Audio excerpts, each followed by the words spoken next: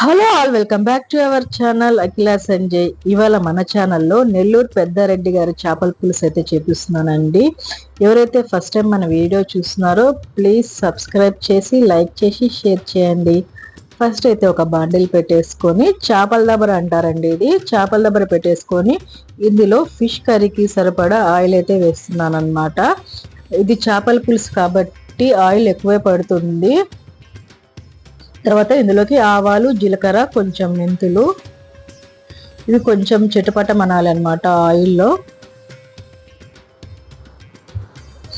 ఇవి కొంచెం చిటపట అన్నాక కరివేపాకు వేస్తున్నాను, పచ్చి కరివేపాకు. ఇది కూడా ఆయిల్లో మంచిగా ఫ్రై అవ్వాలండి. కరివేపాకు ఫ్లేవర్ అంతా ఆయిల్కి పడుతుంది అనమాట, అప్పుడు మంచి టేస్ట్ ఇస్తుంది కర్రీకి అయితే. తర్వాత ఆనియన్స్, సన్నగా చాప్ చేసుకున్న ఆనియన్స్ అయితే వేస్తున్నాను. ఈ నెల్లూరు పెద్దారెడ్డి చేపల పులుసుకి అయితే మా పెన్నా నీళ్ళలో పెరిగిన గెండి చేప అయితే చాలా రుచిగా ఉంటుందండి. వీటికైతే గండి చేప తీసుకున్నాను అనమాట నేను ఫిష్ కర్రీకి. తర్వాత ఇవి కొంచెం లైట్గా వేగాలన్నమాట ఆనియన్స్.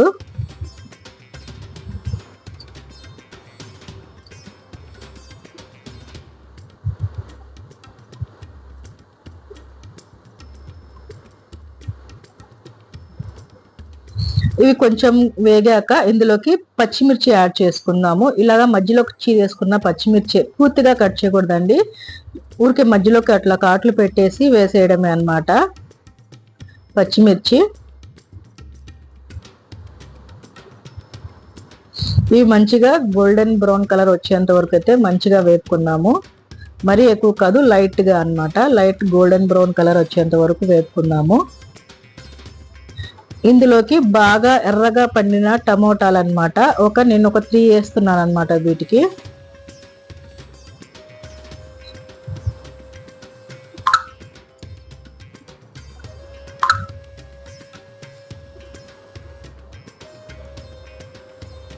ఇవి బాగా మెత్తగా గుజ్జుగా అవ్వాలన్నమాట.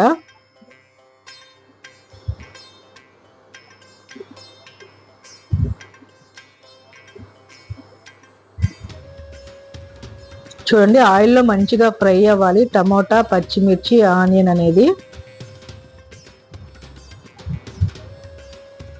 తర్వాత కర్రీకి సరిపడా సాల్ట్ అయితే యాడ్ చేస్తున్నాను, పులుసుకి సరిపడా ఆ సాల్ట్ ఇప్పుడే యాడ్ చేస్తున్నాను.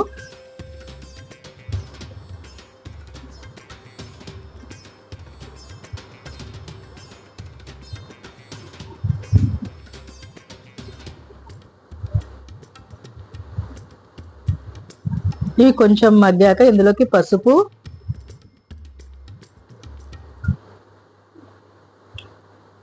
కర్రీకి సరిపడా కారం.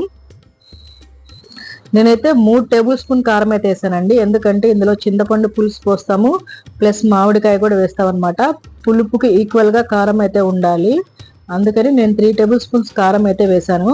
కొంచెం చేపల పులుసులోకి కారం ఎక్కువ ఉంటేనే మంచి టేస్ట్ని ఇస్తుంది అనమాట.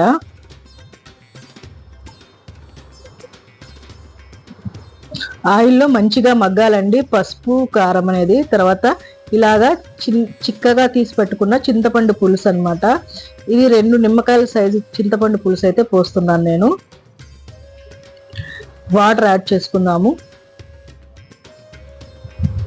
పులుసుకు సరిపడా వాటర్ అయితే పోసేసుకున్నాం కదా. ఇప్పుడు కొంచెం 2 బుడగలు రానివ్వాలి పులుసు అయితే.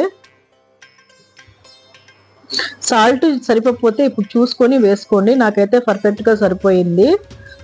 కారము, ఉప్పు 2 సరిపోయాయి అన్నమాట. ఇప్పుడు ఇందులోకి చేపలు అయితే యాడ్ చేసేస్తాము. చేపలు వేసాక గంట పెట్టి తిప్పకూడదండి,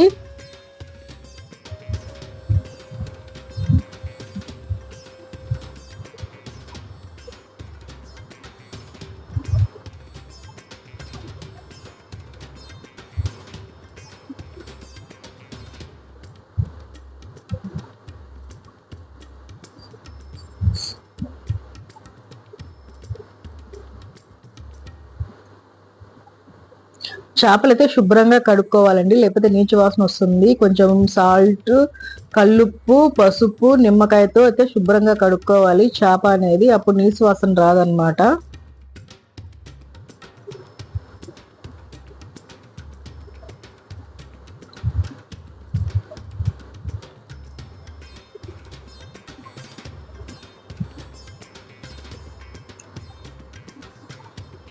తర్వాత గుడ్డ తీసుకొని లైట్గా తిప్పుకుందాం మనము ముక్క మునగేటంత వరకు. చూడండి ఈ విధంగా తిప్పుకోవాలన్నమాట. గంటె పెడితే ముక్క అనేది ఇరిగిపోతుంది, అసలు గంటె పెట్టుకోకూడదు అనమాట.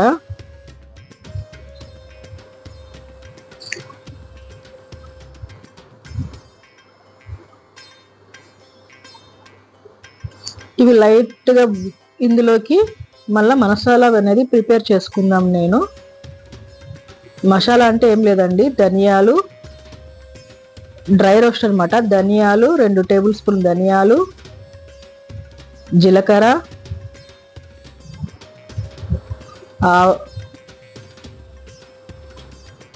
ఆవాలు,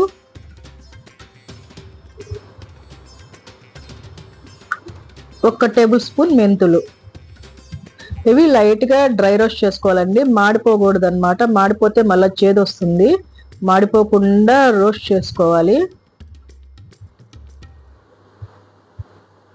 ఇలా రోస్ట్ చేసుకున్న దాన్ని గ్రైండ్ చేసుకొని పక్కన పెట్టేసుకున్నాము. ఇలా రోస్ట్ అయిపోయినాయి కదా, దీన్ని గ్రైండ్ చేసి పక్కన పెట్టేసుకున్నాము. ఇప్పుడు చేపల ముక్కలు చూద్దాము. ఇవి లైట్గా బుడగలు వస్తున్నాయి కదండి. ఇప్పుడు ఇందులోకి మ్యాంగో అయితే కట్ చేసుకొని వేసుకుందాము. పచ్చి మామిడికాయ అయితే వేసుకుందాము. పచ్చి మామిడికాయ కొంచెం పులుపు ఉండాలండి, అప్పుడు టేస్ట్ వస్తుంది అనమాట. కొంచెం పెద్ద పెద్ద ముక్కలుగానే కట్ చేసుకోవాలి. మా నెల్లూరు చేపల పులుసులో అయితే మామిడికాయ మెయిన్ అండి, మస్ట్ అనమాట. మామిడికాయ లేదే మా చేపల పులుసు అనేది లేదనమాట. మామిడికాయ వేస్తేనే చేపల పులుసు మాకైతే.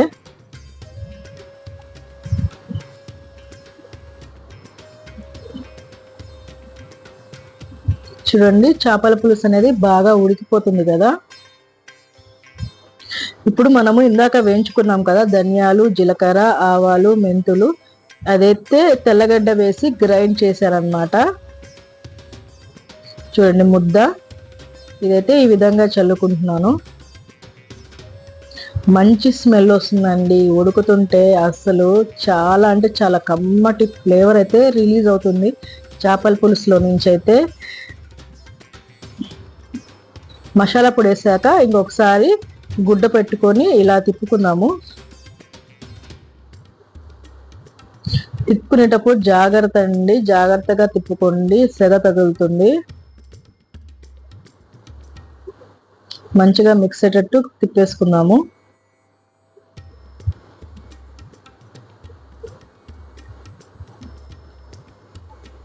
ఒక 5 మినిట్స్ సిమ్లో అయితే వదిలేద్దాం దీన్ని. ఎందుకంటే ముక్కకి ధనియాల పొడి, జీలకర్ర అవన్నీ వేసాం కదా, మంచిగా పడుతుంది అనమాట. ఈ పులుసు కొంచెం చిక్కపడాలి, చిక్కపడితే మంచిగా ఉంటుంది. లేదు పులుసు కావాలంటే కొంచెం ఈ విధంగా ఉన్నప్పుడు దించేసుకోండి. లేదు నాకు కొంచెం గుజ్జుగా కావాలి అన్నప్పుడు అయితే చూడండి, నాకు ఇంకొంచెం దగ్గర అవ్వాలన్నమాట. ఇంకొంతసేపు 5 మినిట్స్ సిమ్లో పెట్టేసి వదిలేస్తాను. పులుసు అయితే మంచి స్మెల్ వస్తుంది, మంచి టేస్ట్లు అయితే రిలీజ్ అవుతాయి అన్నమాట ఇందులో నుంచి.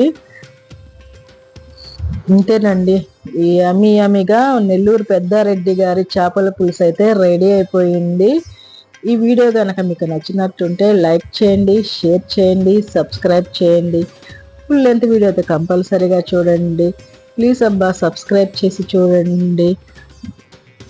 దీన్ని అయితే వేడి వేడి అన్నంలోకి అయితే తినేస్తున్నాను.